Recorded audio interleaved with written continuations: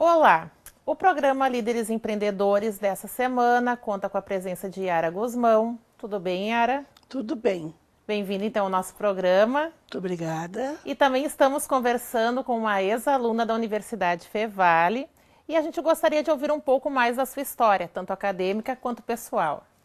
Bom, Joelma, eu sou natural de Novo Hamburgo, nasci e me criei aqui e fiz os meus estudos todos com as irmãs de Santa Catarina, no antigo Colégio São Luís e depois no Santa Catarina. Fiz o primeiro e o segundo grau e me formei em magistério. E, paralelo, eu iniciei também o estudo de Belas Artes, no antigo Belas Artes, que na realidade começou em cima da antiga Sociedade Ginástica, o preparatório, e depois passou para o SEMEC II. E foi esse Instituto de Belas Artes que foi um dos motivos para que a Fevale viesse a existir. Porque São Leopoldo, que já possuía a Unicinos, estava com vontade de encampar essa faculdade que havia sido iniciada pelas irmãs Sauer, a Dona Clara, a Emi e a irmã dela. E então veio a formar-se, para que isso não saísse de Novo Hamburgo, formou-se um tipo de um conselho, as pessoas se uniram e fundaram a ASPEUR.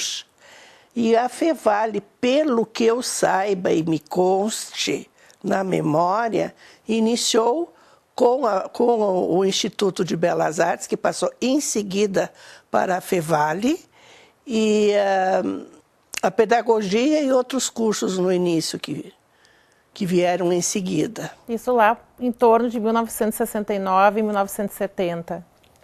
Só que eu estudei antes. Nessa época eu já era casada, que até quem estava junto nessa comissão para a fundação da Fevale foi o meu cunhado, também o Paulo Sérgio Guzmão.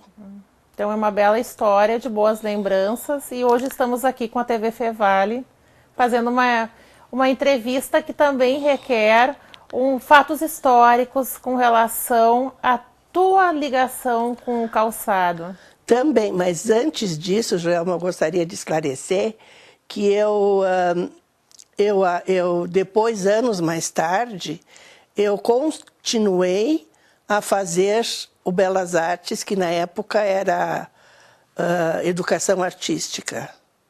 Então, que tinha ótimos professores, a Olga Reverbel, professora de teatro, teve o Paixão Cortes, que foi professor de folclore, e teve a dona Astrid Schmidt, aliás, Momberger, que foi professora de música, e vários outros professores. E a minha ligação com o calçado, ela existe desde pequena, porque o meu pai era representante comercial. E ele tinha um escritório em Porto Alegre, na rua Otávio Rocha. E ele viajava por todo o Rio Grande do Sul, na época, levando nas malas as amostras dos calçados. E eu, então, acompanhava muitas vezes ele, quando criança, eu ia junto visitar essas fábricas. E eu as conhecia desde Igrejinha até Ivoti. Lembro que na época, em Igrejinha, o nome da fábrica era Calçados Montzeni.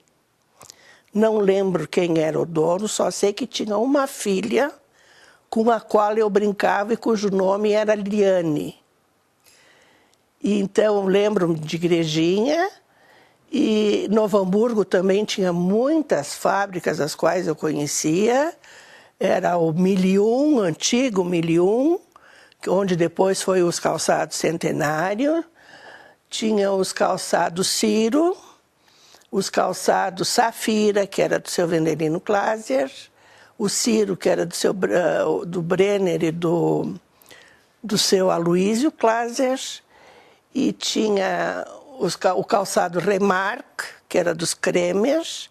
Na frente, onde hoje é a padaria, e foi a padaria Stoffel, foi fundado o calçado Nollin, e houve os calçados Scott. Então, desde criança, eu sempre conheci as fábricas, e também meu pai possuiu depois duas fábricas, fabriquetas, e que depois se deu mal.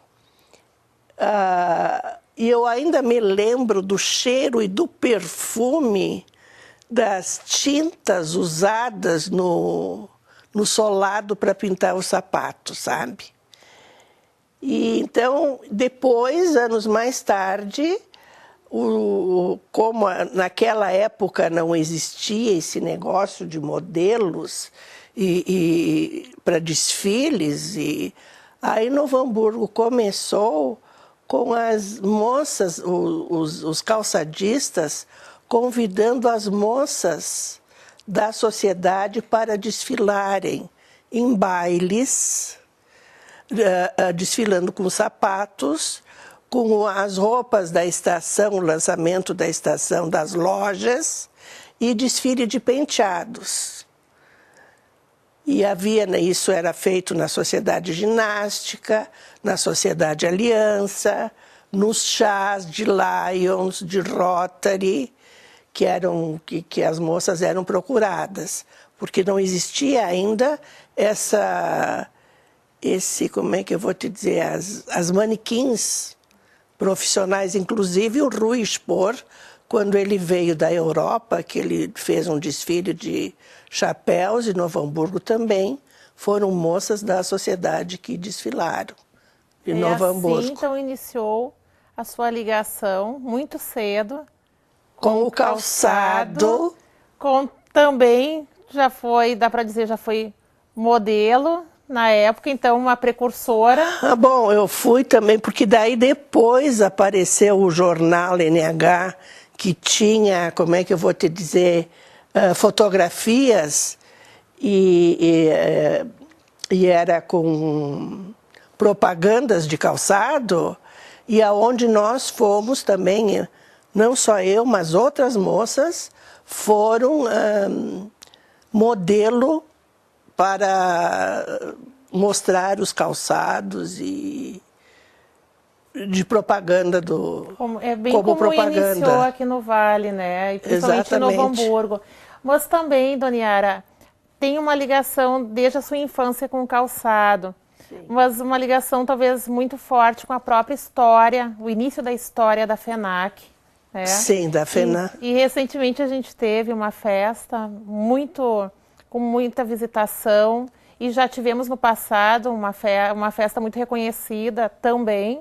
Eu gostaria que a senhora contasse, a quem nos assiste, o início desse processo, como foi a divulgação dessa feira. Bom, vou falar da feira, mas antes da FENAC, enquanto a ACI ainda estava sendo construída, estava quase pronta, houve uma exposição de calçados em Novo Hamburgo.